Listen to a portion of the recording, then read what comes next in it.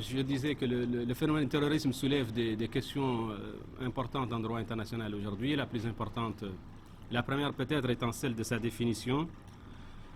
Et plus exactement, c'est de savoir est-ce qu'on peut arriver à une définition consensuelle du terrorisme, une définition admise par toute la communauté internationale. Et on sait malheureusement qu'il n'en est rien, qu'il y a eu plusieurs tentatives. Les premières conventions internationales qui ont été conclues dans le cadre des Nations Unies ont délibérément d'ailleurs ignoré le problème de la définition, compte tenu des difficultés pour les États de parvenir à une définition consensuelle. Et les résolutions du Conseil de sécurité qui ont été prises au lendemain des attentats du 11 septembre ont, à leur tour, tout en condamnant le terrorisme, en incitant les États à des ripostes appropriées, ont à leur tour ignoré la question de la définition, parce que précisément on sait qu'il y a des divergences importantes au sein des membres de la communauté internationale. Et certains voudraient exclure de la définition du terrorisme tout ce qui peut se rattacher de près ou de loin à la résistance à l'oppression. D'autres voudraient une définition extensive. Toujours est-il, et ça c'est important, que l'échec d'une définition internationale du terrorisme a pour conséquence aujourd'hui que chaque État est finalement libre d'adopter la définition qu'il veut, avec toutes les conséquences qui sont le plus souvent des conséquences négatives. Deuxième série de questions sur le recours à la légitime défense en matière de terrorisme.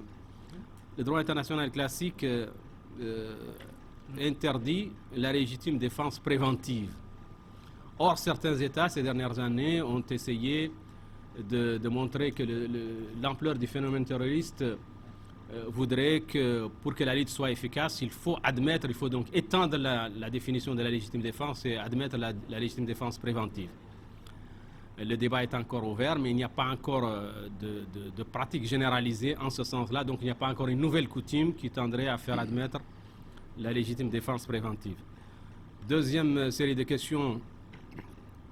On sait que la légitime défense, traditionnellement, est une riposte à une agression. Et entre la riposte et l'agression, il ne doit pas y avoir une durée assez longue. Sinon, ce n'est plus une riposte à une agression, mais des représailles, et le droit international classique interdit les représailles. Or, on sait aujourd'hui que la tendance de certains États est d'interpréter la légitime défense, ou plus précisément la riposte, comme pouvant s'étendre à des représailles.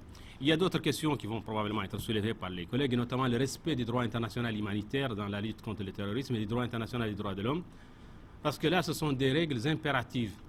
Et il faut avoir à l'esprit que les terroristes, quels qu'ils soient, sont des êtres humains, et si le droit international des droits de l'homme vaut pour tous les hommes, il vaut évidemment pour eux, et leurs droits doivent être respectés.